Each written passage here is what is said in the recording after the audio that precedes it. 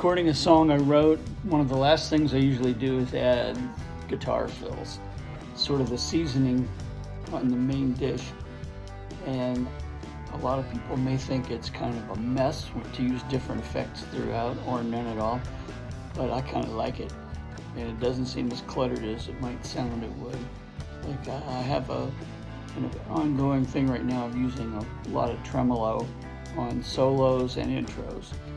But on the first verse, I may throw in fills and background guitar that has no effects at all. First chorus, maybe I'll use a wah-wah pedal. Second verse, slide. Third verse, volume control. Bridge, fuzz. And maybe a combination of the two, like twin guitar leads. Like flange sound a lot. Then you can combine them, have two or three different techniques doing fills parallel or in harmony or call and response. Anyway, I like to keep it interesting. I'm a big fan of the tremolo, but everything else has its place, especially slide and flange or chorus. So try your fills with different effects.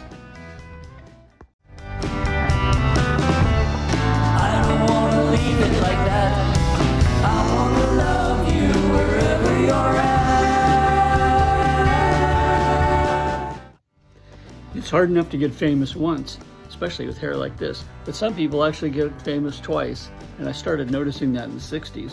David Crosby was one of the first, going from the Byrds to CSN. Eric Clapton has been through multiple fame projects, from Yardbirds, Cream, Solo, Blind Faith, Derek and the Dominoes. Neil Young followed, and Stephen Stills from Buffalo Springfield, you know where they went. Lots of solo projects, and Stills even had fantastic band Manassas, and Neil's played with Crazy Horse and other bands. He's just remained a solo mostly. But Jimmy Page, a couple projects, including The Firm, besides Led Zeppelin and the Yardbirds. And he was a top session guy. He even played on the James Bond theme for Goldfinger. Jeff Beck, same deal.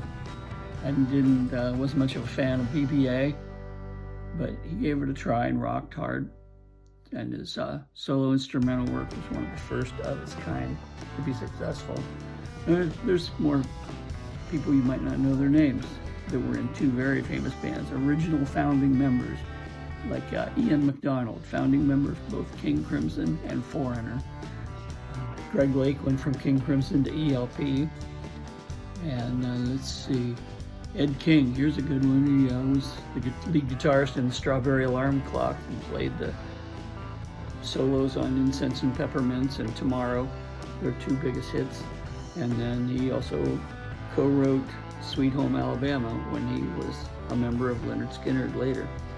Bud Skaggs was a guitar player in Steve Miller's blues band. Trevor Horn was in the Buggles and Yes, and he's a producer big time of Seal and Tattoo.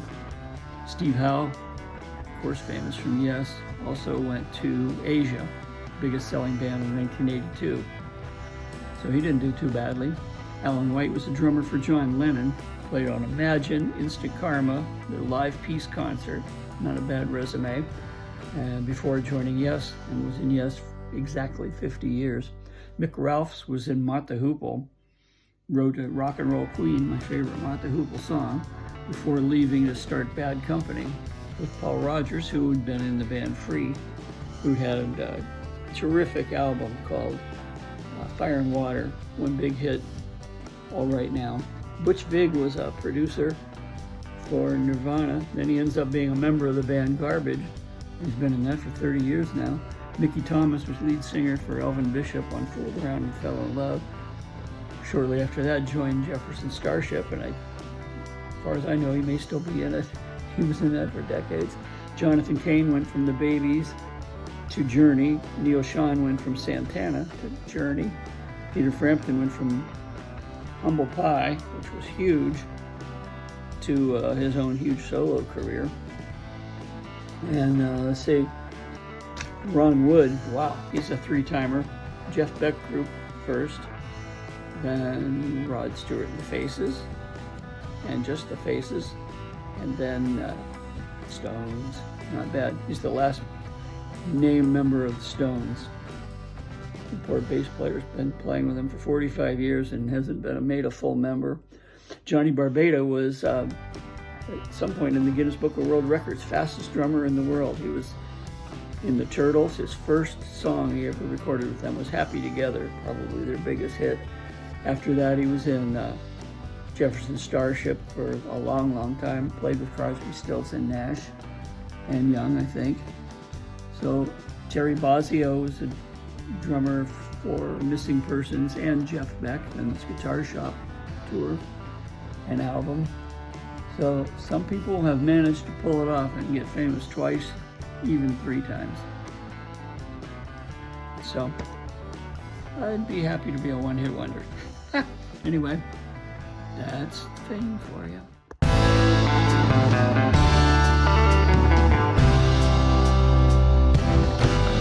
There's so much love to deliver, but nobody's home, so it stays where I'm at. And so much love to consider, it's better to give than to live without that. It's already on its way to you. I noticed you and right away love grew. Listen in the night to the open chatter, hear and feel how the moon makes a song. I'm not satisfied waiting at the bottom of the ladder. I'm going up and I'll take you along. It's already on its way to you. I fell for you and right away loved you.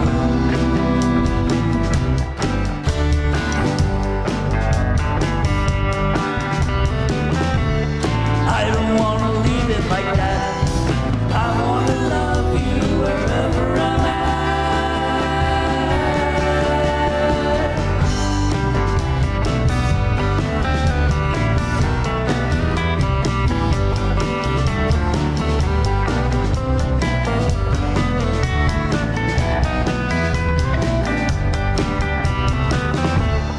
I don't want to leave it like that.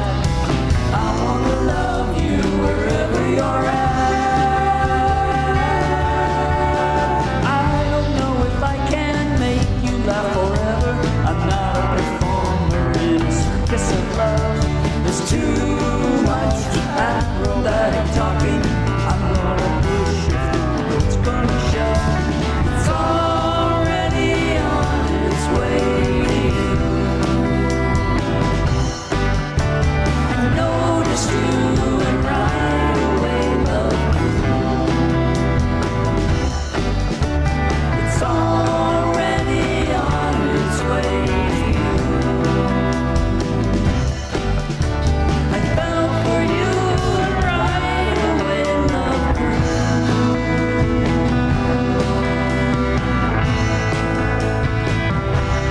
On its way to you.